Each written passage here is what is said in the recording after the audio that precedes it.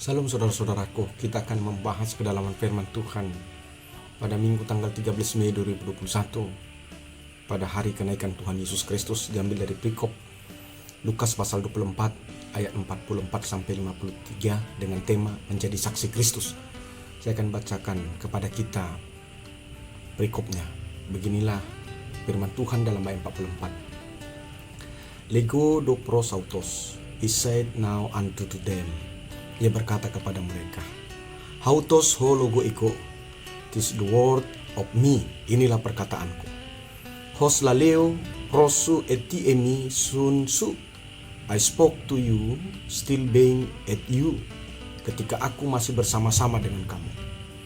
Hoti de plero, pas ho grapo en ho nomos Moses, that is behoves to be fulfilled all things having been written the law of Moses, yakni harus digenapi semua yang ada tertulis tentang aku dalam kitab Taurat Musa.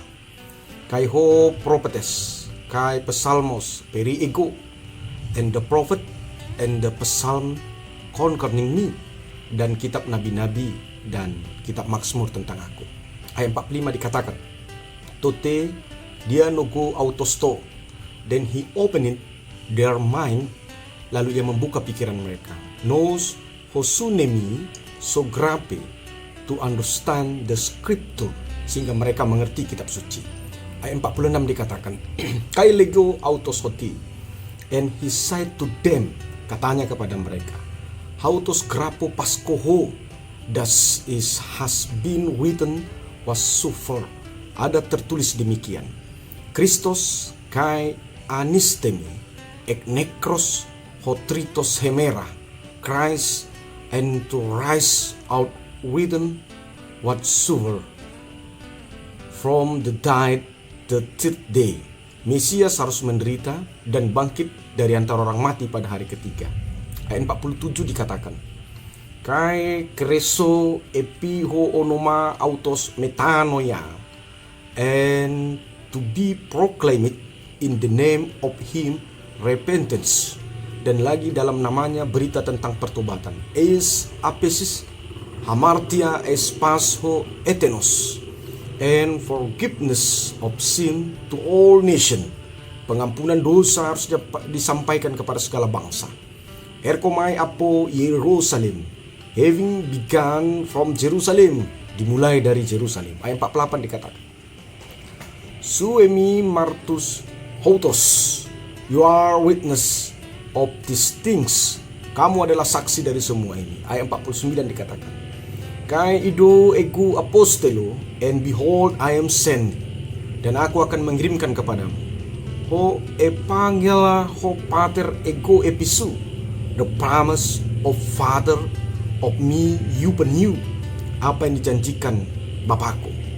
Sude katizo en ho polis, you however remain in the city, tetapi kamu harus tinggal dalam kota ini. Heos hos enduo ek hupsos dunamis, until that you shall be clothed with from on high power, sampai kamu diperlengkapi dengan kuasa dari tempat tinggi. Ayat 50 dikatakan, Esago de autos exoheos pros Betania, he lead now them out as far as of to Bethany. Lalu Yesus membawa mereka keluar kota sampai dekat Betania. Kai epairo hoker autos eulego autos, and having lifted up the hand of him, he blessed them. Di situ dia mengangkat tangannya dan memberkati mereka. Ayat 51 dikatakan, Kai ginomai en ho eulego autos, and it come to pass in the blessing of him them. Dan ketika ia sedang memberkati mereka, Distemi apo autos kai anapero es ho uranos, he was separated from them and was carried up into heaven. Ia berpisah dari mereka dan terangkat ke sorga. Ayat 52 dikatakan, Kai atos proskuneo autos, and they having worship him, mereka sujud menyembah kepadanya. Hu posterepo es Yerusalem meta cara megas, returned to Jerusalem with joy great. Lalu mereka pulang ke Yerusalem dengan sangat bersukacita. Ayat 53 dikatakan, Kai emi dia pas en ho hireon, and were continually all in the temple. Mereka senantiasa berada di bait Allah. Hiren euliko huteos, blessing God, dan memuliakan Allah. Saudara-saudara yang saya kasihi dalam Tuhan Yesus Kristus, dalam memperingati hari kenaikan Tuhan Yesus ini, dari perikop Lukas pasal 24 ayat 44 sampai 53 ini ada beberapa rema atau tema yang patut kita renungkan sehingga kita bisa mengerti apa dampak atau peran atau pengaruh kebangkitan Yesus atau kenaikan Yesus bagi hidup saya, bagi hidup kita, dan bagi gereja kita. Pertama, kenaikan Yesus ke sorga itu adalah untuk menggenapi segala firman Tuhan, hukum Tuhan yang pernah turun ke dunia ini, mulai dari zaman Musa sampai kepada tulisan para nabi-nabi, termasuk tulisan Mazmur atau Psalmoin. Itu yang dikatakan Yesus.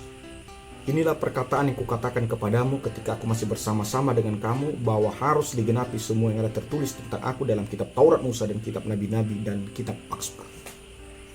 Jadi kenaikan Yesus ke sorga adalah penggenapan. Jadi kalau Yesus tidak naik ke surga, berarti dia gagal menggenapi apa yang telah pernah difirmankan atau diturunkan Allah dalam hukum-hukumnya. Jadi jika kenaikan Yesus ke surga adalah untuk menggenapi segala kehendak Allah, maka untuk meresponi kenaikan Tuhan Yesus pada hari ini, marilah kita mengambil komitmen dan keputusan iman sekarang, bahwa hidup saya, hidup saudara, hidup kita yang mendengarkan khotbah ini menjadi hidup yang menggenapi kehendak Allah. Selama hidup kita tidak menggenapi kehendak Allah, tapi hidup kita adalah mengangkangi dan menghalangi kehendak Allah, selama itu maka kuasa kenaikan Yesus itu tidak akan ada di dalam hidup kita. Jika saudara merindukan kuasa kenaikan Yesus itu nyata dalam hidupmu, nyata di tengah-tengah keluargamu, nyata di tengah-tengah pekerjaanmu, maka jadilah orang yang menggenapi kehendak Allah di tengah-tengah rumah tanggamu, di tengah-tengah pekerjaanmu, kemana saja engkau pergi, dan engkau akan merasakan kuasa kenaikan itu menyertai engkau kemana saja. Lalu yang kedua, apa dampak daripada kenaikan Yesus dalam hidup kita dan bagi gereja? Dikatakan begini, ketika Yesus naik ke sorga atau ketika Yesus hendak naik ke sorga, maka satu peristiwa besar yang kedua terjadi adalah maka terbukalah seluruh pikiran para murid sehingga mereka mengerti kitab suci. Dikatakan begini, then he opened their mind to understand the scripture. Lalu Yesus membuka pikiran mereka sehingga mereka mengerti kitab suci.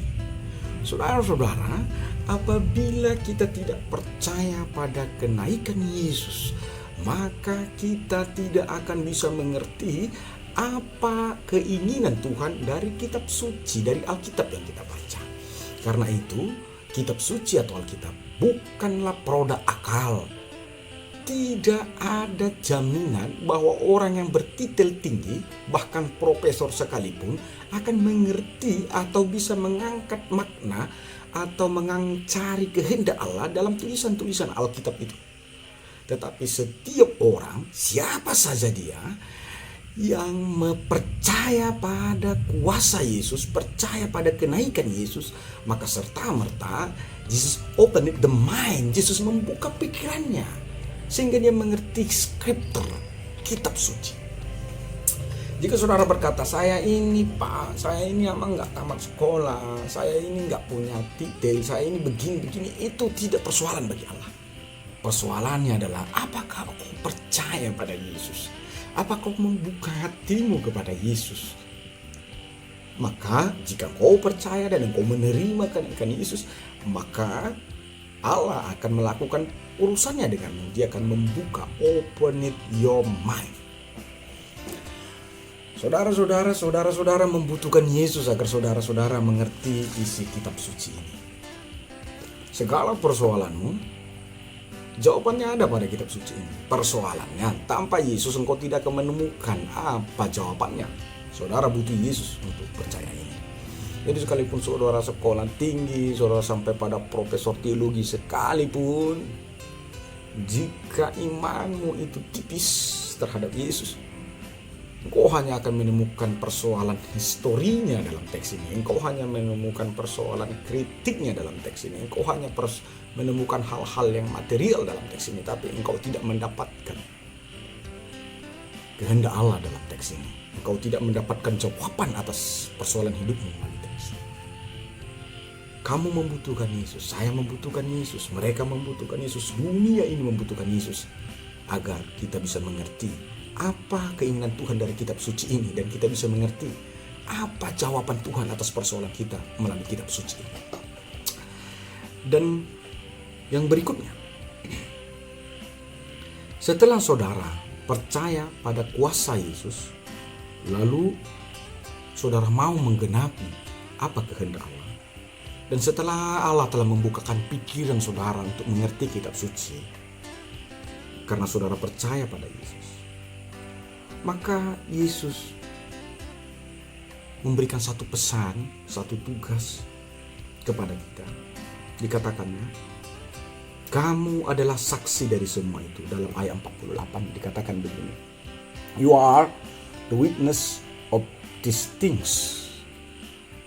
You su emi martus hotos, marturia, saksi, marturion, saksi.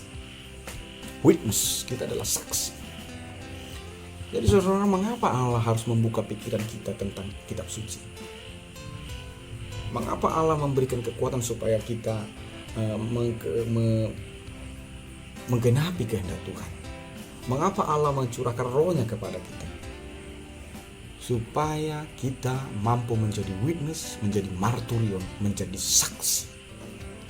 Saudara, kalau dikatakan saksi, berarti kita menyatakan ada satu peristiwa, dan peristiwa itu benar dan kita saksinya.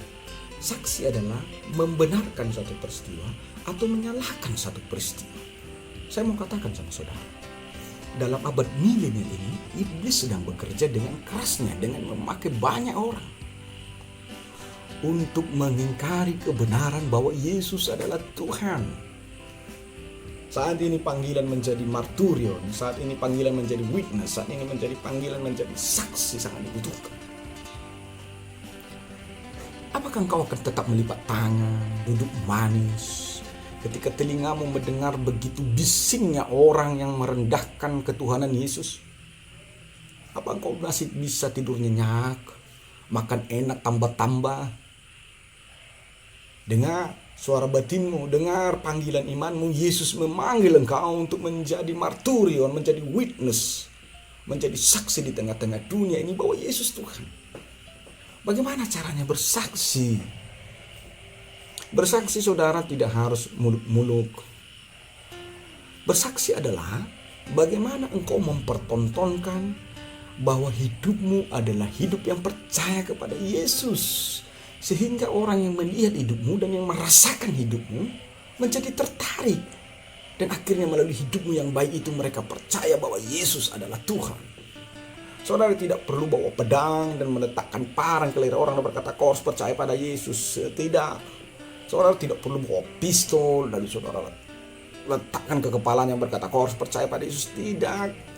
Saudara tidak perlu harus bagi-bagi sembako, bagi-bagi begini segala macam kacau orang begini supaya orang percaya pada Yesus. Tidak.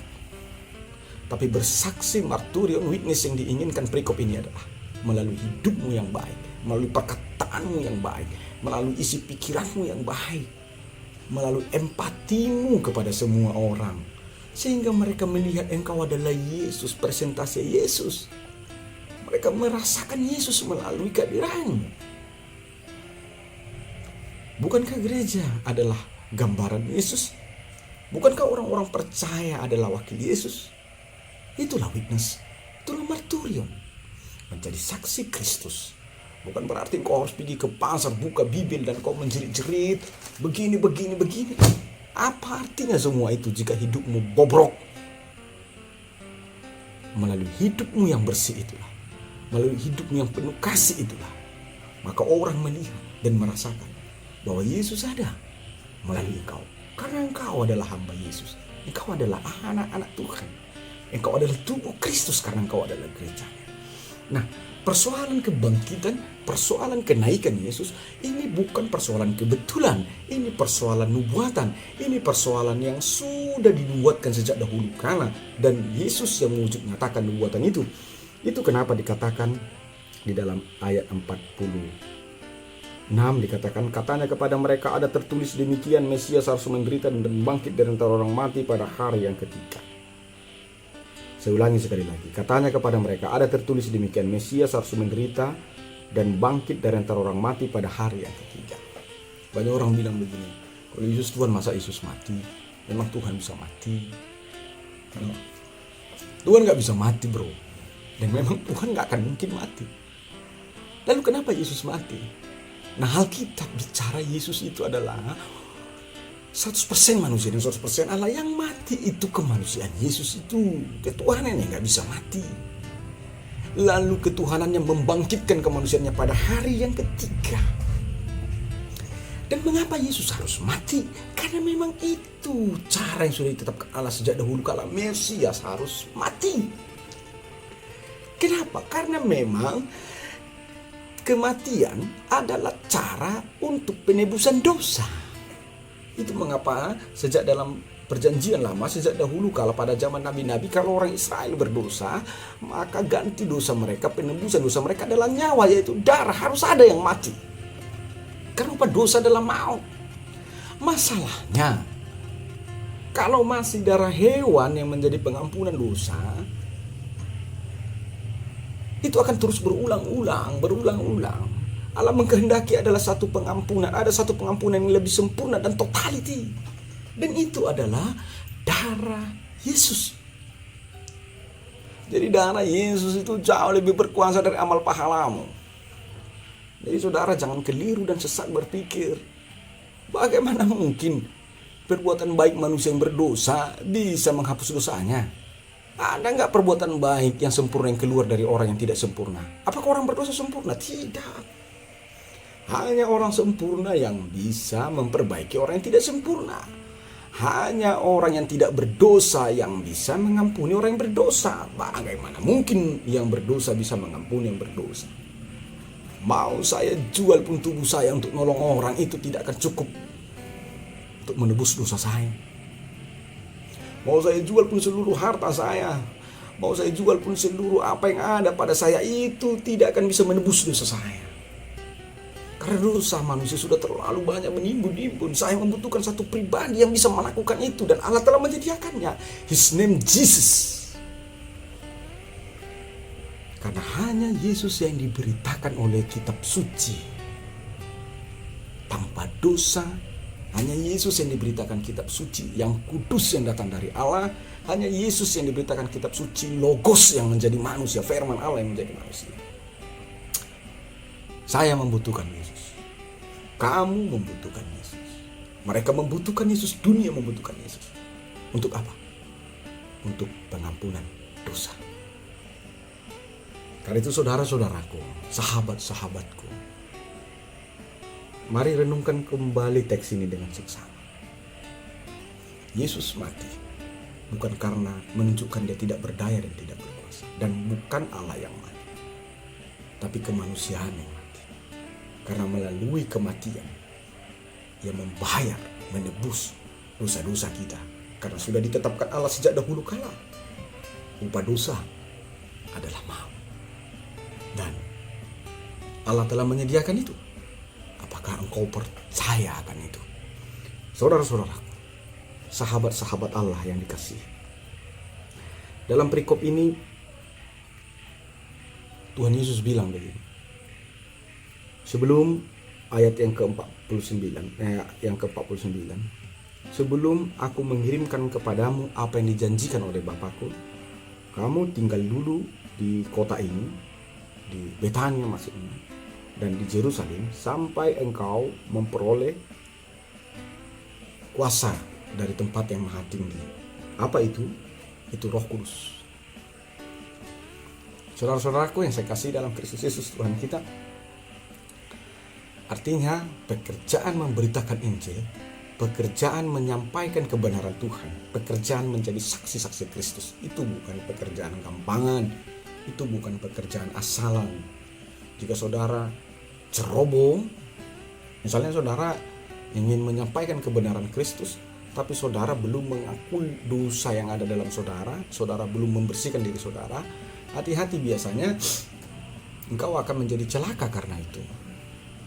Jadi perintah Tuhan Yesus, kita harus menerima kuasa dulu dari Allah, lalu kita pergi kepada dunia dan menjadi marturion, menjadi witness of the Christ, menjadi saksi Kristus. Nah, bagaimana refleksinya dalam kehidupan kita? Ketika saudara ingin mempercapkan nama Tuhan, ketika saudara ingin memberitakan nama Tuhan, ketika saudara ingin melayani Tuhan melalui menumpangkan tangan berdoa untuk orang lain atau mengajak orang lain, maka saudara harus terlebih dahulu berdoa kepada Tuhan, mengakui dosamu, meminta pengampunan dosa, dan meminta pernyataan Tuhan. Maka pelayananmu akan berhasil. Jadi jangan ceroboh, jangan gagah-gagahan, jago-jagoan seperti Bang Jago. Saya pernah mendengar ada satu kasus, ada orang yang merasa jago-jagoan. Dia perasaan Bang Jago di tengah-tengah pelayanan gereja. Dia ingin berdoa untuk orang yang sakit. Lalu dia anggap sepele, dia pergi saja begitu tanpa memiliki persiapan diri, tanpa dia dulu bersekutu dengan Tuhan, meminta pengampunan dosanya dan meminta penyertaan Tuhan. Belum lagi sampai dia sudah jatuh dari kereta dan Vietnam. Ada kasus yang saya dengar, rupanya sebelum dia datang mendoakan di sana, dia sudah diganggu sama roh jahat. Perintah Yesus ini jelas. Apabila engkau ingin mewakili Allah atas pelayanan namanya, entah engkau diminta berdoa, atau engkau diminta mengusir roh jahat, atau engkau diminta untuk berkhotbah, bernubuat, atau apapun itu, perintah Yesus jelas. Stay, tinggal dulu, berdoa, bersekutu kepada Tuhan, minta penyertaan kuasa. Setelah itu pergilah, Tuhan memberkatimu dengan selamat. Itu harus kita lakukan di dalam menuaikan tugas marturion atau witness atau menjadi saksi Kristus. Lalu saudara-saudaraku, dikatakan teks ini, ketika Yesus sudah menyampaikan perintah dan pengutusannya, lalu ia memberkati mereka, mengangkat tangannya memberkati mereka, dan seketika Yesus terangkat dan naik. Mereka melihat Yesus terangkat melalui awan-awan naik ke sorga. Kawan-kawan, ada sekarang banyak meeting, banyak cerita tentang keagamaan. Ada katanya orang yang pergi ke sorga begitu, tapi tidak ada saksinya. Dia hanya mengatakan, saya naik ke sorga loh. Tidak ada yang lihat apa itu benar atau tidak. Lalu ada orang berkata dia melakukan mujizat. Dia katakan dia bisa buat ini, dia bisa buat itu, dia bisa buat ini, dia bisa.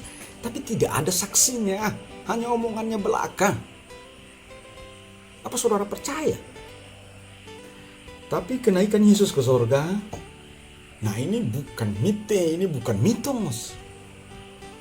Ada banyak yang mata yang melihat dia memang naik. Ada yang melihat dia memang naik. Jadi kenaikan Yesus ke sorga memiliki saksi, dan bukan 1, 2, 3 saksi, ada banyak saksi yang melihat.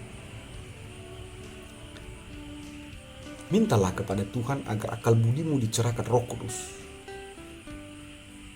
agar engkau tidak mengatakan kepada lurus itu bengkok dan mengatakan bengkok itu lurus. Bagaimana engkau mengatakan kesaksian orang yang tidak memiliki saksi itu adalah benar, sementara berita yang memiliki saksi mata dan melihat peristiwa itu engkau katakan salah? Bagaimana mungkin berita yang mengaku-ngaku melihat Tuhan, berjumpa dengan Tuhan, naik ke sorga, tetapi tidak ada saksinya, engkau percayai dan kau katakan asli? Sementara berita yang memberitakan Yesus naik ke sorga, yang dilihat oleh banyak mata dan disaksikan banyak orang, kau katakan palsu, telah direkayasa. Jangan sampai iblis mencungkil balikan logikamu. Minta kepada Tuhan, berdoa, fides quaes intellectum, agar intelekmu, agar logikamu itu diberkati Tuhan, sehingga engkau memahami skriptur, kau memahami kitab suci, kau memahami yang tahu dari mana. Saudara-saudara, ketika kita mengaminkan kenaikan Yesus, ketika kita mengaminkan dan membiarkan kita diilhami oleh peristiwa kenaikan Yesus, apa yang akan terjadi dalam hidup kita? Dikatakan begini, ketika Yesus selesai memberkati mereka dan naik ke sorga, lalu seluruh orang, murid-murid, sujud menyembah Yesus. Dan ketika mereka mau menyembah Yesus dan sujud menyembah Yesus, dikatakan mereka pulang. Dan mereka selalu senantiasa dalam bait Allah. Dan mereka senantiasa bersuka cita dan memuliakan Allah. Saudara bayangkan, Yesus disembah dan disujud. Orang banyak bertanya, apa Yesus Tuhan? Siapa yang menyembah Yesus? Apa Yesus disembah?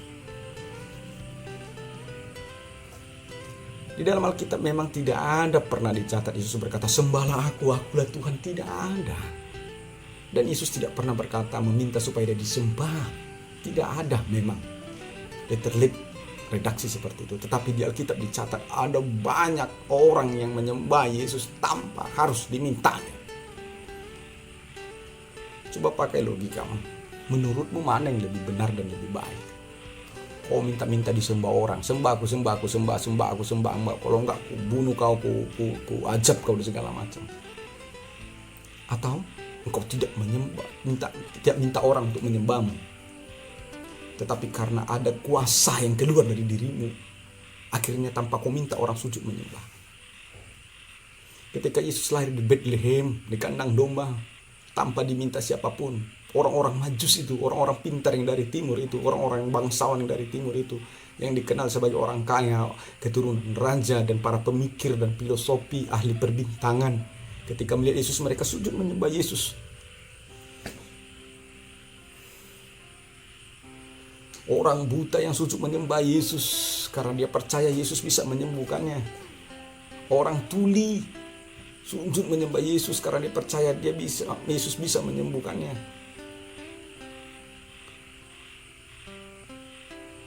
Ada banyak. Ketika roh jahat merasuki orang lain, ketika roh jahat itu melihat Yesus berjalan mendekatinya, dia langsung tersungkur dan sujud menyembahnya.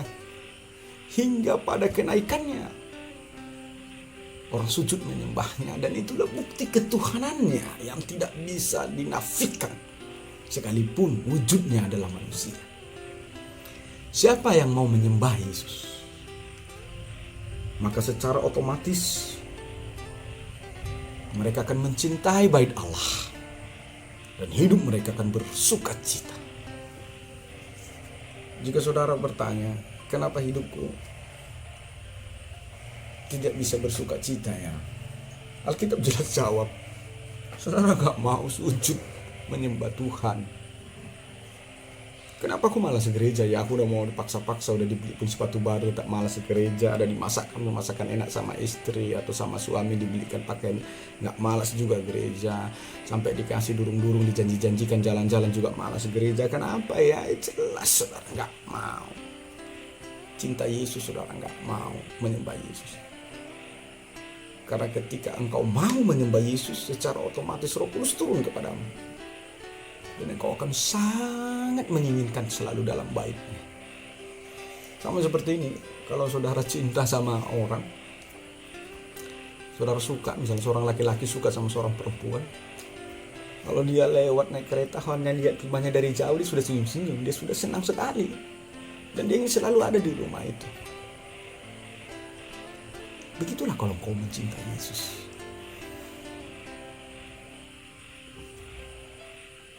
Bukan kau mencintai Yesus seperti Yesus mencintaimu. Saya mau katakan sama saudara, tidak ada satu pribadi yang betul-betul mencintaimu selain Yesus. Mengapa saya katakan? Ada banyak pribadi yang menyebut dia sebagai ilah, sebagai Allah. Tapi tahukah engkau, ia hanya mengancammu. Kalau kau nggak bisa buat begini, kau azab. Kalau kau nggak bisa buat begini, kau nerakakan. Kalau kau nggak bisa begini, kau akan kunistakan. Tapi Yesus tidak. Dia tahu kau tidak akan bisa berbuat yang benar. Dia tahu engkau berdosa, engkau fana, engkau lemah, engkau gak mampu bisa menyelamatkan dirimu sendiri. Hanya Yesus, satu-satunya Tuhan. Dia mengerti kelemahanmu, karena itu dia mau datang dari kemegahannya, dari ketuhanannya, merendahkan diri menjadi manusia, menjumpaimu dan saya.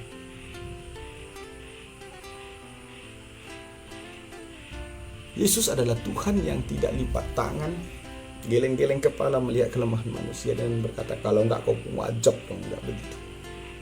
Yesus bukan Tuhan seperti itu, dan dia bukan tipe seperti itu. Dia adalah Tuhan yang bekerja dan berbuat ketika dia tahu umatnya tidak akan bisa keluar selamat dari perbuatannya sendiri. Andai engkau mengenal Yesus dan kau membuka hatimu, mau membuka hatimu sedikit saja untuk mengenal Yesus, maka engkau tahu betapa indahnya hidup ini. Kau akan tahu betapa nikmatnya hidup ini. Bukalah sedikit saja, biar dia masuk. Coba lipat tanganmu, tundukkan kepalamu dan berkata, Yesus, jika engkau Tuhan, datanglah dalam hidupku, berkuasa atas pikiranku, dan aku mengundangmu untuk menjadi Tuhan dan Raja dalam hidupku. Tunjukkanlah kepadaku kebenaran. Percayalah atas apa yang saya katakan ini. Dia pasti akan datang kepadamu. Banyak cara dia akan datang kepadamu. Mungkin kau akan bermimpi, kau akan melihatnya dalam bentuk cahaya yang besar. Dia akan memanggil engkau, come, my son, come. I am Jesus your Lord. Atau dia akan menyuruh orang lain, sehingga orang lain itu bisa menjawab dan mengetahui apa permintaanmu yang selama ini kau doakan melalui perkataan yang keluar dari mulutnya. Karena Allah menitipkan perkataannya dalam mulut orang. Atau mungkin Yesus akan bicara ketika engkau membaca firman kita, sehingga kau terkejut dan terpesona. Seperti lagu itu, terpesona. Kau terpesona pada firman Tuhan, karena kau membaca satu ayat dan ayat itu menjawab yang selama ini puluhan tahun atas pertanyaanmu tentang kebenaran, tentang hidup, tentang sorga dan keselamatan. Terimalah Yesus, dan Ia akan mengaruniakan rohnya kepadamu dengan semangat, dengan berlimpah, agar engkau menjadi marturium, menjadi witness, menjadi saksi Tuhan di tengah-tengah dunia. Tuhan Yesus memberkati. Selamat menikmati, memperingati hari kenaikan Tuhan Yesus. Shalom.